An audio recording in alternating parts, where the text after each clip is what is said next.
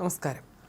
കൊല്ലപ്പെട്ട ഇറാൻ പരമോന്നത നേതാവ് ആയത്തുള്ള അലി ഖമേനിയുടെ രക്തത്തിന് പകരം വീട്ടാൻ ലോകമെമ്പാടുമുള്ള മുസ്ലിങ്ങളോട് ആഹ്വാനം ചെയ്തുകൊണ്ട് പ്രമുഖ ഇറാനിയൻ മതപുരോഹിതൻ ഫത്വ പുറപ്പെടുവിച്ചു.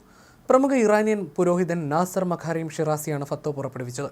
ഖമേനിയുടെ മരണത്തിന് പകരം വീട്ടാൻ എല്ലാ മുസ്ലിങ്ങൾക്കും ബാധ്യതയുണ്ടെന്ന ഫത്വയിൽ അദ്ദേഹം അവകാശപ്പെട്ടു. അമേരിക്കയും ഇസ്രയേലുമാണ് ഈ കുറ്റകൃത്യത്തിന് പിന്നിലെ പ്രധാന സൂത്രധാരരെന്നും ഷിറാസി പ്രസ്താവിച്ചു. ഇസ്ലാമിക നിയമ പണ്ഡിതരോ മത നേതാക്കളോ പുറപ്പെടുവിക്കുന്നതും വിശ്വാസികൾ പിന്തുടരാൻ ബാധ്യസ്ഥരമായ മത നിയമമാണ് ഫത്വ. ഈ ഫത്വ ലോകമെമ്പാടുമുള്ള രാഷ്ട്രീയ സുരക്ഷാ വൃത്തങ്ങളിൽ വലിയ ആശങ്കയ്ക്ക് ഇടയാക്കിയിട്ടുണ്ട്. ഈ തീവ്രമായ പ്രഖ്യാപനം വിവിധ രാജ്യങ്ങളിലെ സുരക്ഷാ രഹസ്യാന്വേഷണ ഏജൻസികൾക്ക് വലിയ തലവേദന സൃഷ്ടിക്കുമെന്നാണ് വിദഗ്ധർ മുന്നറിയിപ്പ് നൽകുന്നത്. എംബസികൾ, റെസ്റ്റോറൻറ്റുകൾ, ഷോപ്പിംഗ് മാളുകൾ എന്നിവയുൾപ്പെടെയുള്ള പൊതുസ്ഥലങ്ങളിൽ ഇറാനിയൻ സ്ലീപ്പർ സെല്ലുകളും ഒറ്റപ്പെട്ട ആക്രമണകാരികളും ഭീകരപ്രവർത്തനങ്ങൾ നടത്താനുള്ള സാധ്യത ഇത് വളരെയധികം വർദ്ധിപ്പിക്കുമെന്നും അവർ ചൂണ്ടിക്കാട്ടുന്നു.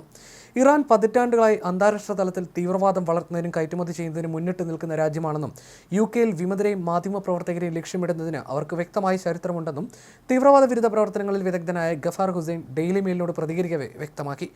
യുദ്ധം തുടങ്ങിയത് മുതൽ ഈ ഭീഷണി വളരെ ഗൗരവകരമായി വർദ്ധിച്ചിരിക്കുകയാണ്. സുരക്ഷാ ഏജൻസികൾ അതീവ ജാഗ്രത പാലിക്കേണ്ട സാഹചര്യമാണിത്. അടുത്ത കാലത്തായി ബോംബ് സ്ഫോടനങ്ങൾക്കും കൊലപാതകങ്ങൾക്കും ഇറാനിയൻ ഏജന്റുകൾ ശ്രമിച്ചതായും പലപ്പോഴും അതിൽ വിജയിച്ചതായും ആരോപണങ്ങളുണ്ടെന്നും അദ്ദേഹം പറഞ്ഞു. വിവിധ രാജ്യങ്ങളിലെ സുരക്ഷാ ഏജൻസികൾ അതിനാൽ തന്നെ അതീവ ജാഗ്രത പാലിക്കണമെന്നും അദ്ദേഹം കൂട്ടിച്ചേർത്തു. ഇതിന് തെളിവായി നിരവധി സംഭവങ്ങളും ചൂണ്ടിക്കാണിക്കപ്പെടുന്നുണ്ട്. 2018 പാരീസിൽ നടന്ന ഇറാനിയൻ പ്രതിപക്ഷ ഗ്രൂപ്പുകളുടെ റാലിയിൽ ബോംബ് സ്ഫോടനം നടത്താനുള്ള ഗൂഢാലോചന ഫ്രാൻസ് തകർത്തിരുന്നു. ലക്ഷക്കണക്കിന് ഇറാനികളും നൂറുകണക്കിന് അന്താരാഷ്ട്ര പ്രമുഖരും പങ്കെടുത്ത ചടങ്ങായിരുന്നു അത്. അതേ വർഷം തന്നെ ഡെൻമാർക്ക് തങ്ങളുടെ മണ്ണിൽ ഒരു പ്രതിപക്ഷ നേതാവിനെ വധിക്കാൻ ഇറാനിയൻ രഹസ്യാന്വേഷണ വിഭാഗം ശ്രമിച്ചതായി പരസ്യമായി ആരോപിച്ചിരുന്നു.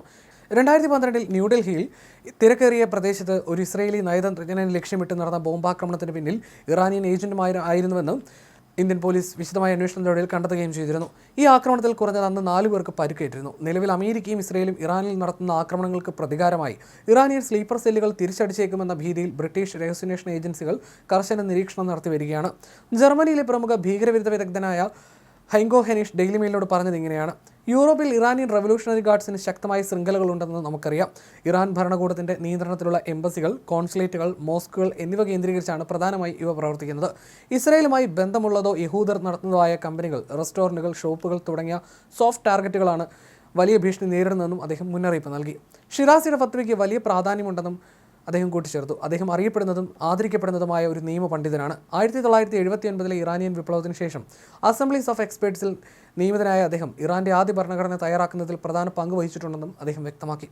ഈ ഫത്വ ഇറാനിയൻ ഭരണകൂടത്തിന്റെ നിലപാടുകളുടെ തീവ്രതയും ആഗോള സുരക്ഷാ സാഹചര്യങ്ങൾക്ക് ഇത് സൃഷ്ടിക്കുന്ന വെല്ലുവിളികളെയും വ്യക്തമായി തെളിയിക്കുന്നതാണ്.